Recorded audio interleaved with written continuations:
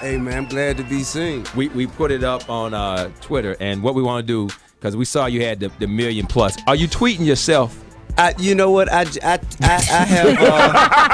What? I tweeted for the first time yesterday. Okay. And that's one of my plans for this year, man, to be more hands-on with the online social media process. Mm-hmm. Not to say that I will be a full-time tweeter, right? But you know what I'm saying, from time to time, I will update the people. Yeah, and we know not only are you like back out and doing your thing, but now the OMG girls have taken off, son. While you was gone, how you feel about that? I know you finna jump on and go and support them. Well, absolutely, man. You know what I'm saying? I'm really, really proud of them. Hey, go ahead, say something then. What you want to say? Say hey. Say hey, Atlanta. It's Major, everybody. He is say so hey. cute. You not gonna say nothing? Hey. So you gotta go support the OMG girl. Well, yeah, absolutely. I mean, you know, that's I'm very proud of that for obvious reasons. You know, not only is that, you know, my daughter, my wife, and my nieces and my family, but they got jamming music. You know, even as an executive, as a CEO, I got to recognize talent when I see it. And they work hard, and their music hot. You know, so I'm supporting that to the fullest. Well, we saw the statement that you put up on your website saying that you were going to go back to the old T.I. And I talked about doing a Ryan report, and people the city went crazy because they're saying, okay, we hope that's what it is. When you said that, what do you mean in your head of the old T.I.? Well, I mean, to be frank, man, you know, when I went through all the things I went through, you know what I'm saying, the new sophisticated paper trail, the upper echelon T.I., you know, all those were the people who were the quickest to give me their back pockets to kiss, you know what I'm saying? So the ones who really stayed down with me was you know, them Bankhead natives, you know what I'm saying, them ones who supported them first two albums. So I feel like, man, I'm gonna stay down with who stayed down with me, man. So I'm gonna speak to the people who spoke to me. I'm gonna communicate to the people who supported me during my darkest hours. And also, you know, I mean, you know, just being a fan of music myself, I understand that the core and the foundation of my success derives from that. No doubt. You know, so at one time I was so focused and so caught up in, you know, just, I guess, being a role model or being, you know what I'm saying, being what everybody else expected me to be, that I got away from what I do best. And that's Bankhead. Right. You know what I'm saying? So that's what I meant by that. You know, energy wise, subject matter wise, sonically. Now that was gonna be my follow-up. Yeah. Do you feel like your flow changed when you went to that upper echelon? You know, because if you compare some of the first T.I. to, you know, because every morning when I'm even listening to the Zagazao, I'm listening to that T.I. when I'm working. I mean, but from where that went to, you know, like you said, the upper echelon, I thought your flow changed a bit. It did. You know, my flow changed, my surroundings changed, my environment, you know, the things that I saw on the day-to-day.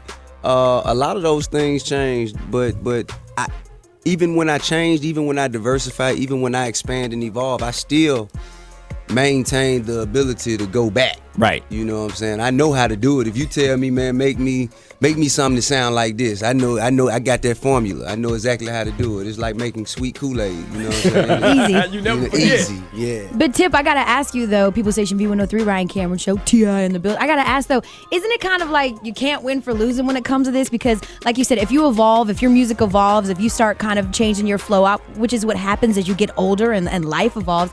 Yeah. If you were to say that you were in the trap like you did back in trap music or urban legends, the same people might say, man, no you ain't. You ain't in the trap. You rich now. You lie. It's almost like you can't win. Do you know what I mean? You either abandon Bankhead or you abandon...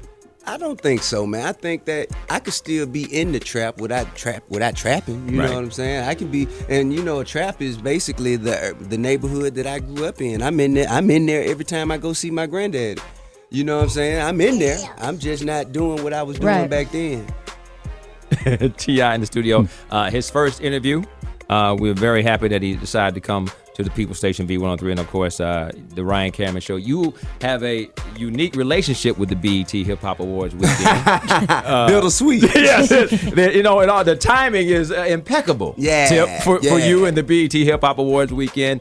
I gotta ask you, did you bring us some music, sir? Oh, absolutely. Yeah. Without question, man. Without question. And this is something, man, I would have got to you sooner, but you know what I'm saying? We just not getting it all the way ready for radio. Okay. So and I'm very proud of it, man. And this is just a taste of what's next to come. This is produced by Big Crit, also featuring Big Crit on the hook as well, and it's called I'm Flexing. And and I kept my word. I went back to that. I went back to that foundational T.I. You know what I'm saying? I'm serious trap music.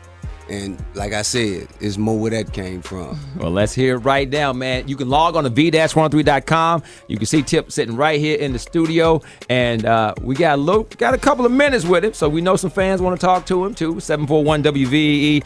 It is, of course, T.I., and he's back. Yeah. B.E.T. and T.I. just go together. Yeah, right? This is V103. B.E.T.I. B.E.T.I. Combine. It is your pre-morning station, V103. So world premiere, T.I., I'm Flexing. Yeah. And he's here in the studio. And boy, Major won't let you go. I got to ask you right now. What's up? When he saw your face, What? when you came home, Yeah. how reenact that for me. I want to know how it felt, because I got 3. I know that was crazy. Yeah, man. I mean, hey, man. I'm a big family guy. Right. And you got a big family. Yeah, and I'm a guy with a big family, and so I'm a huge part of it, and I miss them as well as they miss me too, and so it was a big moment. But see, that brings me to my next announcement. We have a documentary television show. I'm gonna stay away from the term reality show, right? Because there's somewhat of a stigma to it, and anything you associate my name with, you can just, it's gonna be eloquent and classy, right? And ghetto at the same time a little bit. But so yeah, we got a show, and we captured some of those moments, so you'll be able to see for yourself. Now talk about this book that I've been hearing about. Yeah, Power and Beauty. It's a fictional story that I authored or co-authored along with a gentleman named David Ritz, and it's a story that we collaboratively came up with about a young man and a young lady. He giving you trouble. A young man and a young lady growing up in Atlanta on the West Side, and the things that they went through, and how they made it from where they are, or how they're going to make it from where they are to where they want to be. Draw from any life experiences in that book? Some, okay. Yeah, some, but it's not a book about my life, right. But there are some of my experiences incorporated into that story. Now with the reality show, with the documentary. There you go. That you are shooting right now. We got people in the studio. Boy, as soon as you put it down, cute. 2 seconds later, Daddy. He's so cute. What is is it the day-to-day life of the business of T.I., or kind of what's the synopsis of this show? Well, it's basically what you see right here before you right now. You know what I'm saying? Is the balance balancing the life. Yeah, it's the balance between the T.I. on stage and on television, and the T.I. at home, or the daddy at home. The father, the husband, the son, the cousin, the brother, the friend, you know what I'm saying? Just that balance of business, of personal, and of professional. On your personal side, what would you say when people watch the show they're gonna find to be the most intriguing thing about you? Like something that people are gonna be like, I didn't know he liked that or did that. I guess how hands-on I am with family. I guess people, see me to be a public image before they see me as a family man. I guess to see how hands-on I am, to see that I cook and go to school plays, go to school, teacher parent conference meetings, just to all the things that I actually do. Right. All the things that I actually am involved in, and how my family pretty much it all of it revolves around me. And it's been like that for a while now.